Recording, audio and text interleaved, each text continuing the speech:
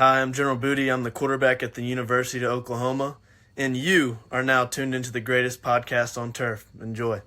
What's going on, guys? Welcome back to this week's first exclusive segment from the greatest podcast on turf. We got our weekly best bet series. Last week I was 3-0.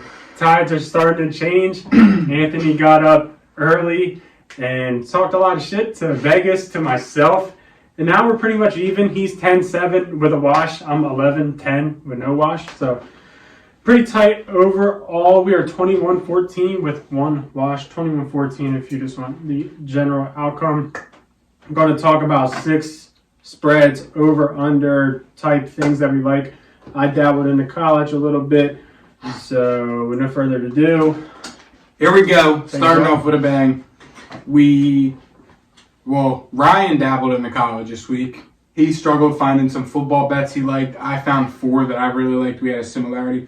My first one is I'm going to keep it short and sweet. The San Francisco 49ers traveling to Minnesota. I like the Niners covering the 6.5 point spread. They're 6.5 point favorites. I really just don't think Minnesota's got it. They looked like shit against the Chicago defense that is really bad last week. They're playing without their best player in Justin Jefferson. They have a great O-line, but they still can't get the run game going. And that was a big part of Cleveland's success against San Fran last week, is that they got the run game going. And if the Vikings haven't been able to get their run going at all, especially against some of these bad teams they've played, like the Chargers, who can't stop the run. The Bears haven't been able to stop the run, really. So it's like, I just don't see the Niners having I don't see the Vikings having any offensive success lately.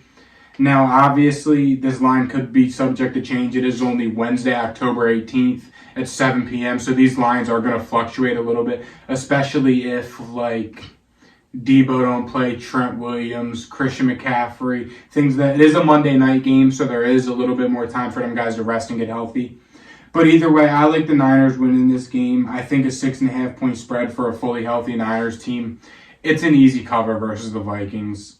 I'm putting it in right. I already put this bet in just so I could get the 6.5 point line, just because it sounds like the Niners are on track to be healthy from what I've seen.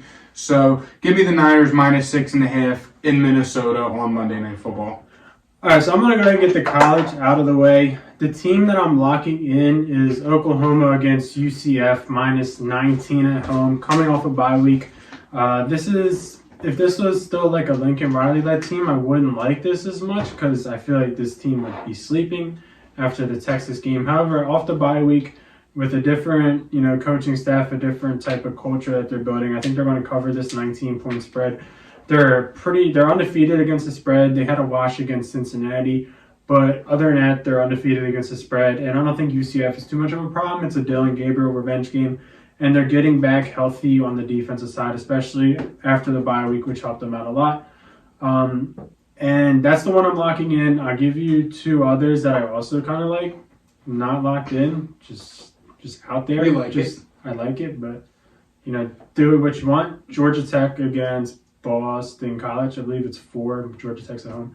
And Texas against Houston. They were only like a 20-point favorites, I believe.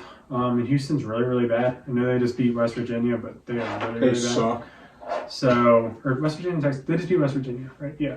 Yep. So if you teased Oklahoma, Texas, and Georgia Tech, I wouldn't blame you. But just throwing it out there. Yeah. My next bet of the week, it's ugly. Again. Not sure. Hold on. I should have been more prepared. My apology. You didn't practice today? Okay. So, again, this could be a fluctuated line. It is, right now, the Raiders are 3-point favorites traveling to Chicago. I know Jimmy G didn't practice today, but it's simple as this. This line will move. Again, it is only Wednesday. If Vegas is an underdog somehow and they end up an underdog, take them. Look, the Bear starters, it's Nathan Peterman or Tyson Bagent. Tyson Bagent couldn't throw the football more than however many, or he couldn't throw the deep ball. This is going to be an ugly game. I like Vegas winning the game outright. They're 3-point favorites right now. If Jimmy G plays, I'm taking this all day, and I'm eating it up. Even if, It's ugly. Aiden O'Connell held his own against the Chargers, who are a lot better than the Bears. And they have veteran Brian Hoyer in there as well. I'm more confident in the Raiders with their backup than the Bears with their backup, just because their offense has already been really bad with Justin Fields in there at times. So I like the Raiders winning this game outright. Raiders money line, Raiders -3, however you look at it. I think the Raiders are better than the Bears. So My next best bet, this is the one that we both agreed on, so I guess be a little bit heavier with it, maybe. It's the Packers -1 at Denver. The Packers have been struggling this year. That's not really saying that much. They've looked good at times, and they've looked really, really bad at times. Coming off a bye week, Aaron Jones coming back, I think this team kind of gets back right, essentially, against a Broncos team that is really, really struggling. They can't guard anything. Poverty. I think that this whole entire Packers offense has a pretty good day, and I think this defense has a pretty good day. And, 1 point isn't enough, in my opinion. I think the Packers win this game pretty easily and get back to 3-3 while the Denver Broncos are going for next year. Yep. So give me the Packers -1. I'm not worried about Denver. Yeah, and I know for my final bet, I took a bet similar to this a couple weeks ago, and it didn't quite work out. I'll be in attendance. It is the Eagles at home versus the Miami Dolphins over 52. Now, I see a world where the Miami Dolphins do exactly what the Rams did against the Eagles, but a lot better. And that's attack the middle of the field, expose and exploit the weak, injured secondary of Philly, and put up a lot of points. Now, what does that mean? The Eagles are going to have to throw the ball around the yard and also score a lot of points. Now, I think this could be a high-scoring game. You have the Dolphins' defense that has been solid and looked good against the bad teams. But against the good teams, like we saw them play Buffalo a few weeks ago, division matchup, Buffalo hung up a lot of points on them. I think Philly and Buffalo have very similar offenses. So I can see, I know the Eagles' offense looked like shit against the Jets, but the Jets have one of the best defenses in football.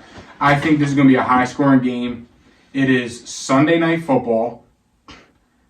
I like the Eagles and Dolphins going over Sunday Night Football at the Link. Pissed off Eagles versus the red-hot Miami Dolphins. This is going to be a game for the ages. Take the over 52. My final best bet this week. I also did like this one, too. I'll throw it out there. Seattle -8, home versus the Cardinals. The Cardinals are starting to be what we all kind of thought they would be. They just got destroyed by the Rams, lost by 17. They lost by 14 to the Bengals, 20 to the Niners. They did beat Dallas. But the last 3 weeks, they're starting to be the Cardinals that we all know and love. Kyler did practice today, but he's not playing this week. There's no way. And the Seahawks, they haven't looked the best. I do understand that, but they're relatively coming off a bye. I know they just played the Bengals, but the week before that was a bye. And I think that they need a get-right game. And I think this is the one. At home against the Cardinals defense, who started to fall off a little bit. I think these receivers have a big day, and I think Geno kind of comes back to hopefully be the Geno that we saw last year. We have pretty high expectations for this Seahawks offense, or we did in the offseason with the receivers that they have with Kenneth Walker and how Geno played last year. So they need a get-right game, and I think this is it. Past few weeks I've been taking just good teams, and I think I'm going to continue to, ride that train. Yeah. So... I like that one too. I mean, Geno and Matt Stafford are in similar fantasy situations. They're both throwing a lot of yards. They're just not throwing a lot of touchdowns. Yeah. So, I mean, Geno Smith is averaging 300 passing yards a game. They're not scoring. He's not throwing a lot of touchdowns. That's the only problem. This is the perfect get-right game, just like we saw Cincy have their get-right game against Arizona 2 weeks ago. It's perfect. Yeah, it's a division game. I like it a lot. Give us our bets. Go lock them in. Go win some money this weekend. We're up on the year. Thank you guys for watching, and we'll see you guys next time. See you. Peace.